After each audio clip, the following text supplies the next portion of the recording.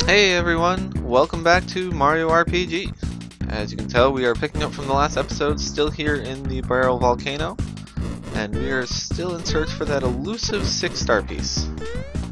And of course the first thing we find is a bridge over lava with a lot of jumping fireballs. It's always a good sign. Nope, I lied, this is a better sign. What is that, like 8 fireballs? In a glowing room.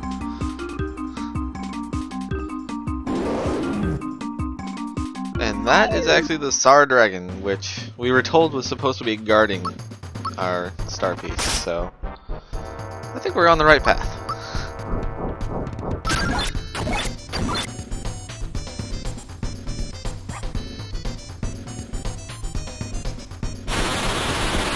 And it's kind of typical that he uses Flame Wall. I mean, I'd more or less expect that from a fire type boss. Alright, seriously, what's with all the missing? Not gonna get your star piece if you keep missing, guys.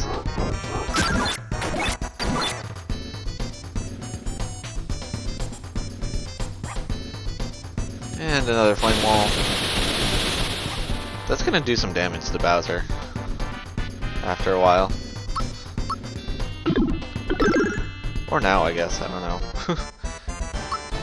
Alright, we'll just do a quick group hug. Make sure Bowser stays alive, because he is one of our powerhouses.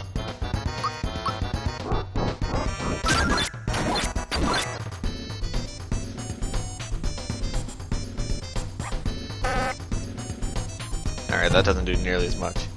Oh look, he has minions!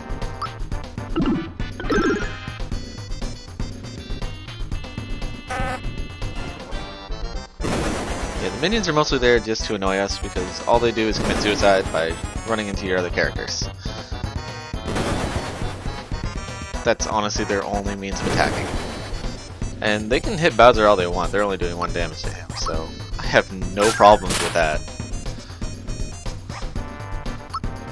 I have to make the assumption that the explosions they make are physical since they're not doing any damage to Bowser, but more damage to Peach. While the actual special attack of Flame Wall doesn't hurt Peach at all.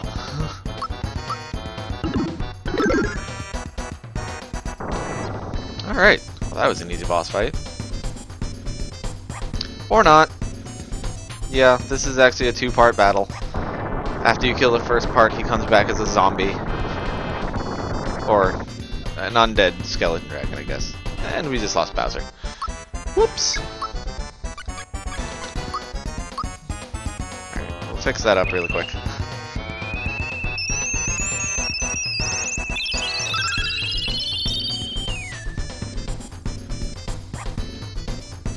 Yeah, once he becomes an undead, he switches from fire magic to earth magic.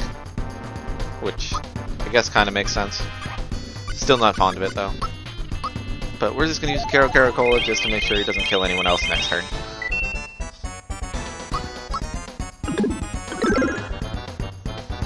Oh, 382 damage. I love how undead have no defense. And unlike Dry Bones, this one you can kill with physical attacks. You don't have to use special attacks, because I don't even think special attacks do much.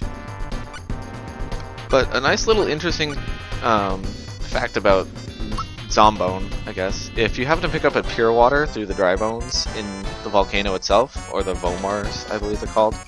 If you haven't picked one up, you can actually use it on the Zombone, since it is an undead, and it actually winds up hurting itself. Obviously it only works for the 1 turn that you use the item, unfortunately, but it's still nice if you happen to have like a group of 4 or 5 of the Pure Waters that you picked up. It's a good quick way to get some extra damage out.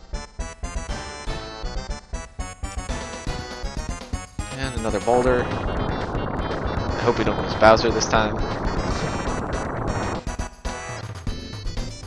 I spoke too soon. Of course we're gonna lose Bowser. Bowser has no specialty.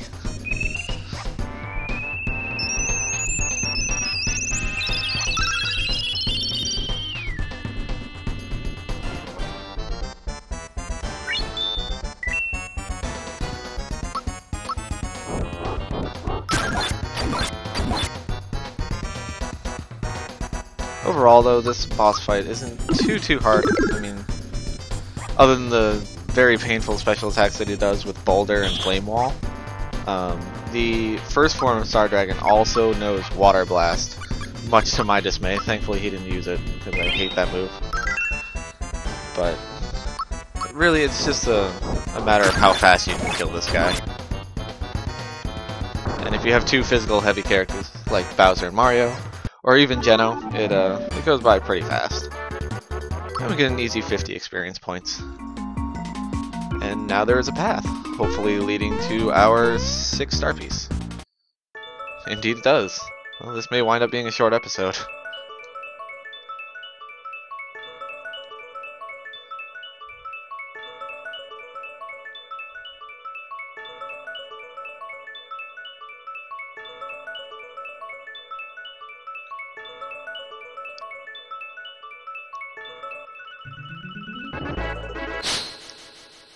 Or maybe not.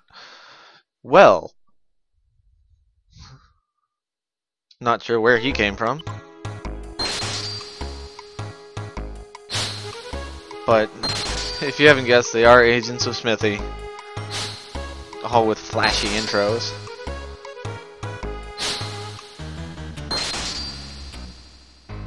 No, absolutely not. You are not gorgeous.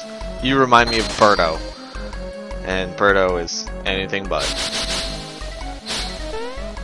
But we're not just gonna let them walk away with a star.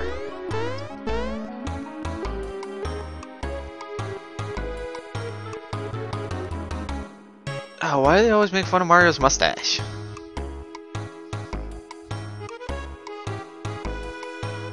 Really? Okay. At least there's one smart one in the group.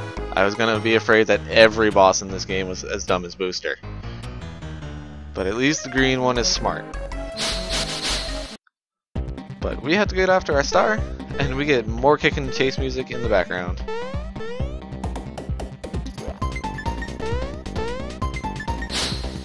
Oh, what? He even dropped it?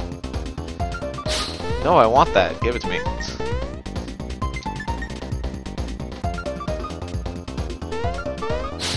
There goes the black one. Of course the star's just sitting there because red probably dropped it again. Now obviously you don't have to go as fast as I am, but because they won't leave without you. But I just don't want to wait around, even though the music is definitely worth sitting around for a little while. But we're just going to head right back up. And that trampoline brings us to the top of the volcano where they are all waiting.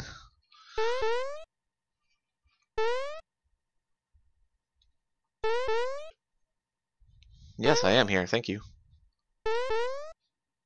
And it looks like the Blade has a reputation of being late, since he was late with Yardovich too. That is a big ship. But we're not just going to let them get away.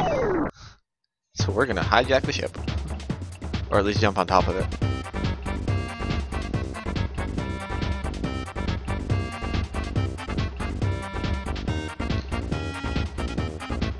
Now, if anyone's curious, yes, these guys are a play off of the pop culture Power Rangers from way back in the 90s.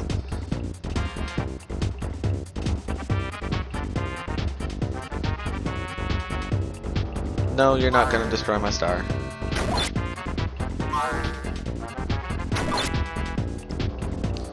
Alright, now, as you can see, we do have to attack each one of these individually. I personally have a preference order on which way to kill them, starting with the green one. Because the green one actually does a lot of party-wide special attacks that hurt, namely a Meteor Blast, and I don't want to deal with that.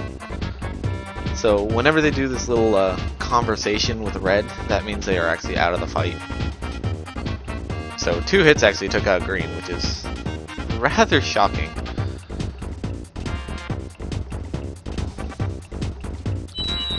Oh yes, Pink does know Petal Blast as well, which is why she's second on my list. But of course she missed everyone that it would affect. That's kind of funny.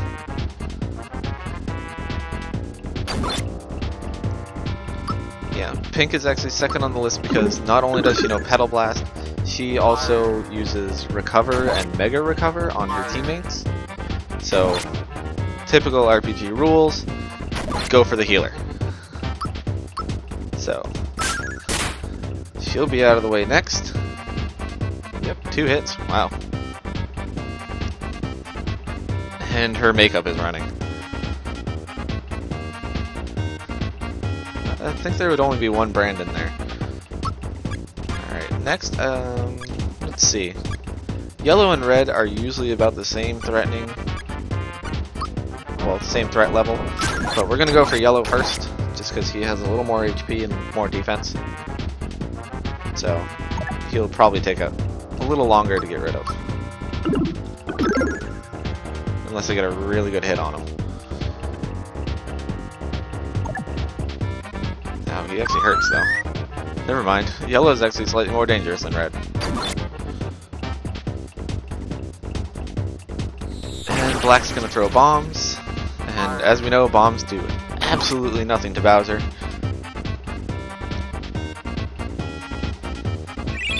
the red's gonna vigor up, which will increase his attack power a little bit, but not to the point where I'm worried.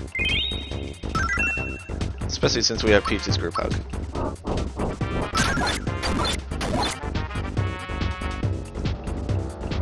Alright, it seems he does body slam every time you do a physical hit to him. Let me try something and actually just use a regular jump on him. And see if he still counters. Nope, now he's just doing a regular attack, okay. So I guess with yellow, it's best to use special attacks. If you have any, that is. Obviously, we're not going to use any with Bowser because Bowser sucked.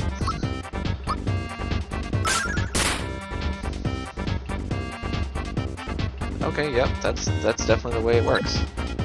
Alright, that's really good to know for later. But with Bowser, I just really don't care because Bowser does so much damage anyway. And that actually takes yellow out. And yellow's hungry. Well, who would have thought? Alright. Now, I usually would take out red next, but just to see the comments that he makes, we're going to take out black first. Because red doesn't really have a conversation with anyone else, he just talks to himself about his head spinning.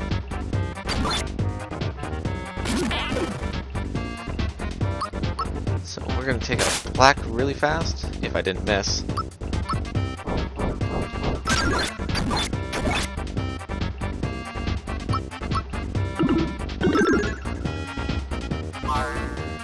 Oh, black has a lot more HP than I thought. Either that or we're just not doing as much damage, which would be weird because I don't think we've been affected by any status since we started this battle. There goes black. And black broke his shades. Serves you right. Well, that's what you get for wearing sunglasses on a dark day. Alright, now all that leaves is red.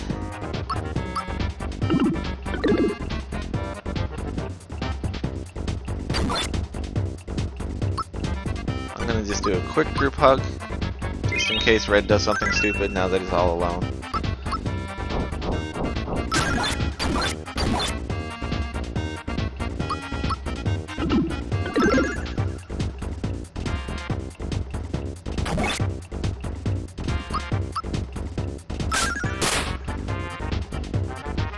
Alright, and that takes care of the Axum Rangers.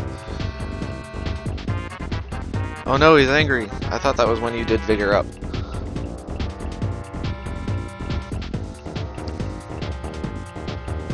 Oh, this looks dangerous.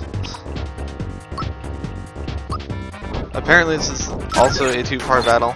Actually, I know it's a 2-part battle. Because once you finish off the actual Axum Rangers, then you get to fight this.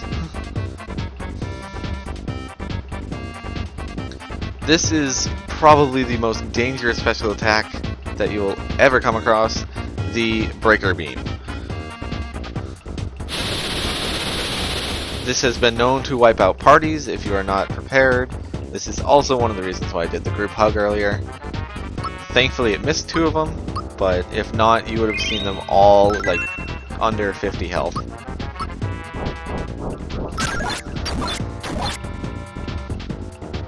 But that's definitely an attack that you need to watch out for if you're not prepared. Because I remember the first time I played this boss fight, it just wiped my party in one hit, and I was just astounded at the power of it. Thankfully it doesn't have much HP. Well, at least not with powerhouses like Bowser and Mario on our team.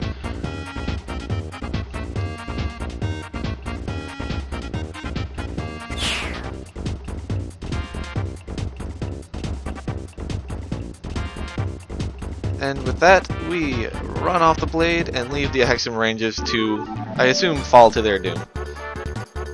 And only a measly 17 experience points for that. That's disappointing.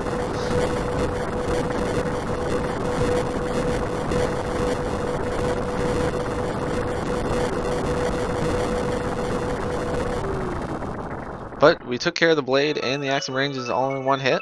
And that is our 6th star piece. Obviously it doesn't look like the star piece we picked up earlier, but that's because of the distance. But that is 6 out of 7. We are almost done. We just have to find that last star piece now. Which leads me to wonder where it may be, because we've checked everywhere on the land. Because, I mean, we went to Land's End, and we even went up in the sky, and we still didn't find that 7th star piece. So we're going to head back to Nimbus Land.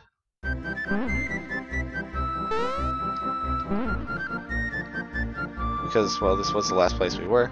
But I'm just going to make a quick save in the inn, and that will be it for this episode. I do hope to see you next time when we try and find out some clues as to where our last star piece may be. I'll see you then.